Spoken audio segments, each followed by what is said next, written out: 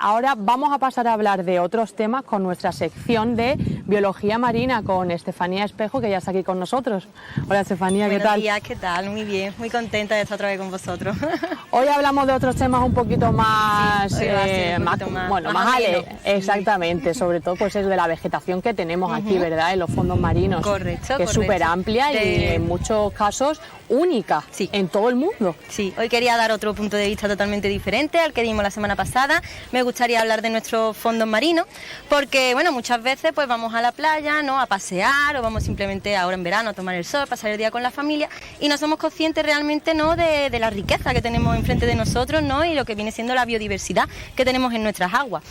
Tenemos que ser conscientes de que Málaga es un lugar mágico, porque es que la verdad que es un lugar emblemático, ideal. Vivimos, nuestro litoral pues tiene playas, tiene acantilados, tenemos dunas, no tenemos los fondos que son tanto rocosos como arenosos, como de arena, y la verdad que eso genera pues muchísima biodiversidad, ¿no?, y muchísimos hábitats diferentes donde poder haber muchísimas especies.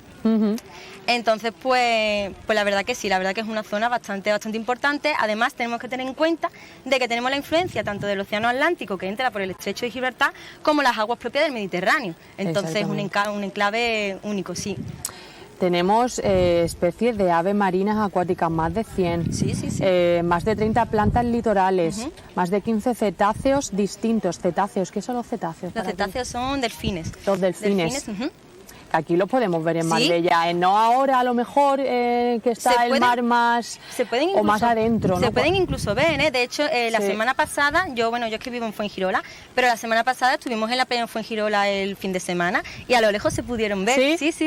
Son muy curiosos. La zona yo los he visto con más frecuencia, que tampoco muchísima, pero en Manilva. También, claro. De lejos he visto saltando también ten en cuenta que claro, que todo esto, el paso del estrecho, eso para ellos es vía de comunicación, entonces la verdad que sí, que son bastante... Tenemos tortugas marinas también, 4 especies. Correcto. 3 de fanerógamas marinas. ¿Qué es eso? Fanerógama marina, ahora más adelante si quiere vamos a tratar de ellas, ¿vale? Pero serían como las plantas acuáticas en sí, ¿vale? Que tenemos aquí en nuestra zona. Más de 200 especies de peces, 500 invertebrados marinos, entre los moluscos, crustáceos, y más de 50 especies de algas, que también vamos a tratar hoy las algas. Correcto, a mí hoy me gustaría enfocar un poco el programa a las algas, porque considero que que son un eslabón muy importante, que prácticamente casi el primero no, porque es el plancton, pero el segundo eslabón de la cadena trófica, por así decirlo, ¿no?, de lo que viene siendo los océanos, es el alimento de muchísimas especies y la verdad que son muy importantes. Entonces a mí me gustaría orientarle un poquito para que sepamos identificarlas cuando vayamos a la playa y seamos capaces de, pues si encontramos algún resto o en las rocas mismamente, seamos capaces de decir, pues mira, pues esta especie es esta. Y quería comentaros 3 que tenemos nosotros aquí muy características y que son muy fáciles de identificar. Las algas, hay bastantes tipos, supongo, son todas es un grupo muy diverso, pero tienen algo en común, todas. Sí, todas. Que son todos fotosintéticos. Son todas fotosintéticas. Tenemos que comentar que las algas en sí no son verdaderas plantas como nosotros lo conocemos, tenemos en mente, porque no tienen ni verdadero tallo, ni raíz, ni hoja. Y además no generan ni frutos ni semillas. Exacto. La línea evolutiva de las algas ha sido totalmente diferente a la de las plantas terrestres. Totalmente. Vale. Pero bueno, como bien comentas, son organismos fotosintéticos, hacen la fotosíntesis y además de la clorofila, para poder hacer la fotosíntesis, tienen otros pigmentos que les sirven también de accesorios. Y gracias a esos pigmentos podemos diferenciar 3 tipos muy importantes, que son las que le dan la coloración, por así decirlo. Y son las algas verdes, las pardas y las algas rojas. Exactamente. Pues vamos a empezar.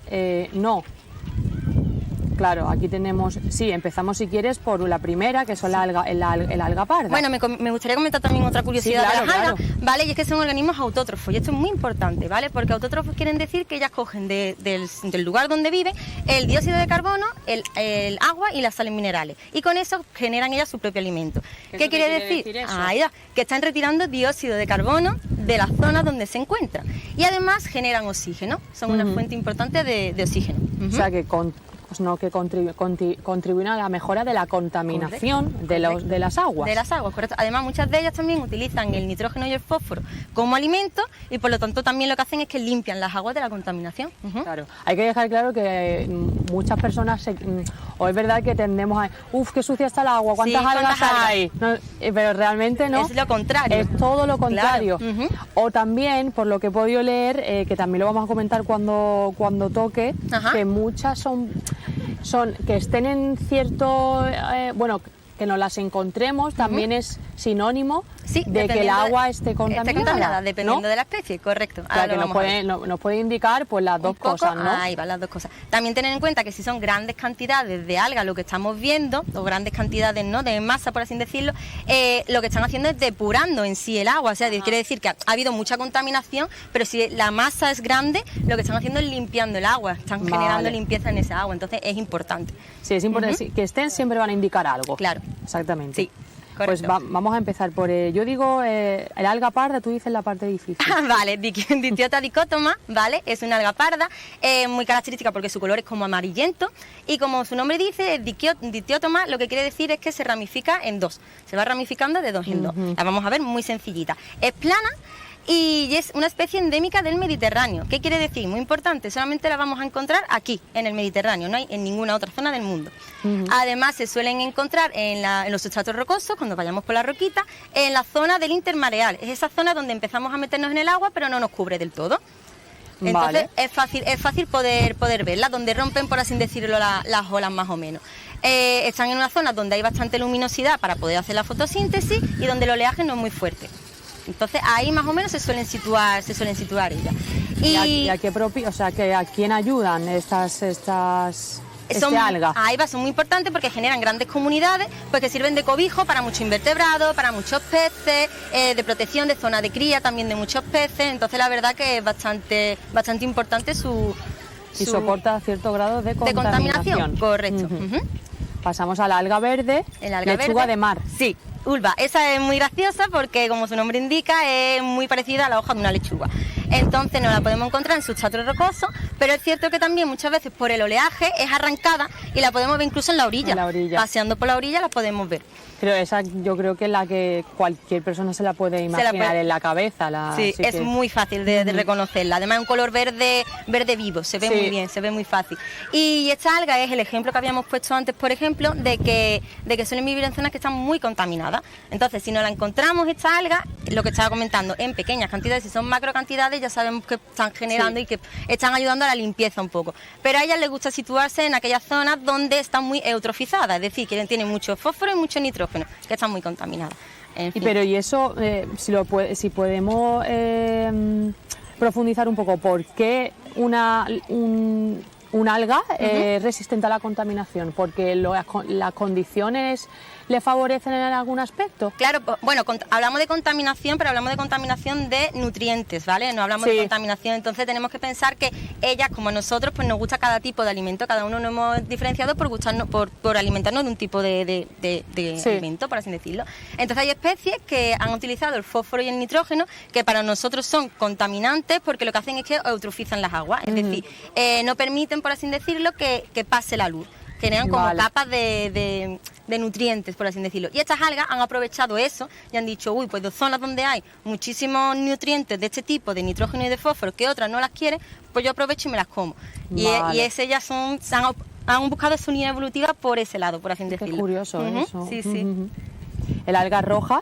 Y el alga roja, el Gelidium latifolium, que esa también es muy fácil de poder ver porque tienen color rojizo y además son como pequeños arbustitos, son como pequeños y sabes, ¿no? Más o menos cuál es. Y también se encuentran en zonas rocosas, también la vamos a ver en zonas rocosas, en la zona del intermareal. Y esta alga es muy curiosa también porque se utiliza mucho en el agar, que no sé si sabes el agar se utiliza sobre todo como espesante y también para cultivo, para la formación de cultivo. Esos usos también. Correcto. nos adentramos ahora en el mundo de las fanerógamas marinas, que aquí tenemos dos especies muy importantes. Dos especies muy importantes. Entonces, comentarte eso, la diferencia entre las algas y fanerógamas, porque aquí las fanerógamas ya sí que son plantas, sí que son verdaderas plantas. Que tienen su tienen tallo, su raíz, su tallo, tienen sus hojas, generan sus frutos, sus flores y además tienen un sistema vascular que les va a llevar el alimento desde las raíces hacia todas las partes de las plantas. O sea, plantas. Plantas que son plantas que están dentro del agua. Dentro del agua, ahí va, vale. Submarinas.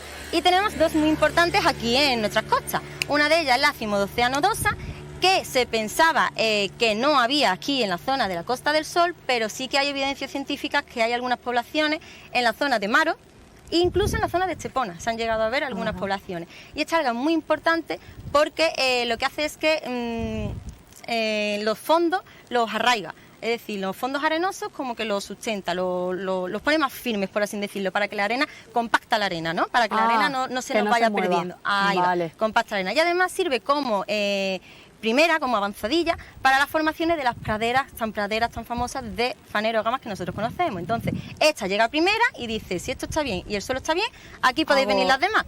Y ya pueden venir las demás fanerógamas, que la más importante de todas es la siguiente que vamos a ver, que es la Posidonia, que es la endémica. Es así, que la conozco yo. Sí, es endémica de nosotros del Mediterráneo, es nuestro tesoro, porque es que es nuestro tesoro, y por desgracia, pues se está viendo muy mermada las poblaciones que tenemos aquí en la Costa del Sol por el tema pues de contaminación, sobre todo.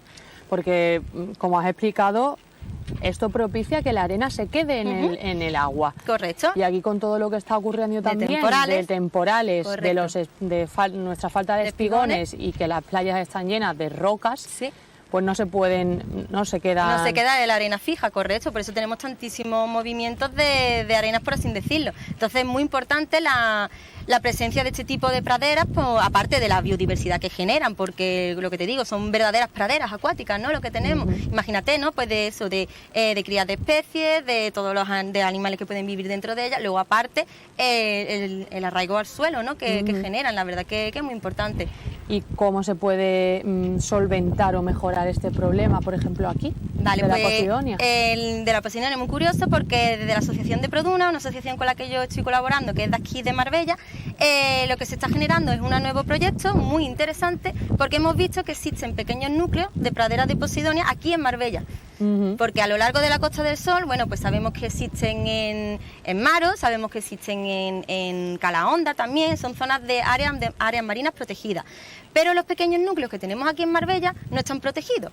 Entonces tienden, ¿no? O va a tender a la pérdida, porque si nadie los mantiene, por así decirlo, ¿no? y los regenera y los cuida, eso tarde o temprano se van a perder. Entonces es una población que pensamos que es muy importante, porque es una de las primeras poblaciones, claro, tú tienes que pensar que Posidonia vive en todo el Mediterráneo. Entonces es una de las primeras poblaciones que vive de la parte más occidental. Somos como las primeras, por así decirlo. Entonces todo lo que venga a ser protegido y mantenido vendrá mejor, porque así protegerán el resto de las praderas que existen en todo el Mediterráneo. Entonces consideramos que es un proyecto muy interesante, muy bonito, porque además es la conservación, ¿no? De una especie endémica que tenemos aquí en Marbella y que no debería de quedar en el olvido. Es una pena, ¿no? Que se vaya a perder. ¿Y estáis ya dentro de, habéis empezado ya con esto? Sí, ya hemos empezado con este proyecto, además está colaborando con nosotros la Universidad de Málaga, le ha parecido muy interesante y la verdad que es muy importante, noticia, claro. Sí. Y sí, hemos empezado ya porque los buzos están empezando a hacer mediciones, porque queremos ver si hay Posidonia solo o si además hay Posidonia y Cimodocea, como hemos dicho, que muchas veces van las dos unidas, ¿no? Por ser la Cimodocea la avanzadilla. Primero queremos ver qué condiciones se encuentran estos pequeños núcleos, queremos ver si realmente se encuentran en buena calidad y si es posible llevar a cabo una regeneración. Si puede ser a través de ellas mismas, mejor, y si no, pues hacer pequeñas plantaciones, intentar regenerar esos núcleos y poder generar pues un ecosistema así muchísimo más. Hace poco, no sé si lo sabes, pero bueno, por el día, creo que era el Día Mundial de los Océanos, desde la Delegación de Medio Ambiente colaboró, pues se hizo como una pequeña plantación de Posidonia y bueno, se explicó pues pues como lo que hace, la importancia que tiene y la plantación cómo se hizo, para ver si, bueno, pues si se quedaba en tierra con una especie de... es como que se ataba, así por decirlo mal y pronto, se ataba a una arcilla natural con un pegamento natural de abeja, o sea, una cera. Y se hizo como así un poco de una actividad, poco pionero, ¿no? Sí, un proyecto un poco pionero para ver cómo se desarrollaba o cómo pues actuaba. Me parece muy curioso e interesante. Y yo de esa forma me enteré de la importancia que tiene la Posidonia y de esta especie que reside aquí, claro. Claro, y eso, y no sabemos y no tenemos constancia, y fíjate, lo tenemos aquí justamente enfrente de nosotros, sí.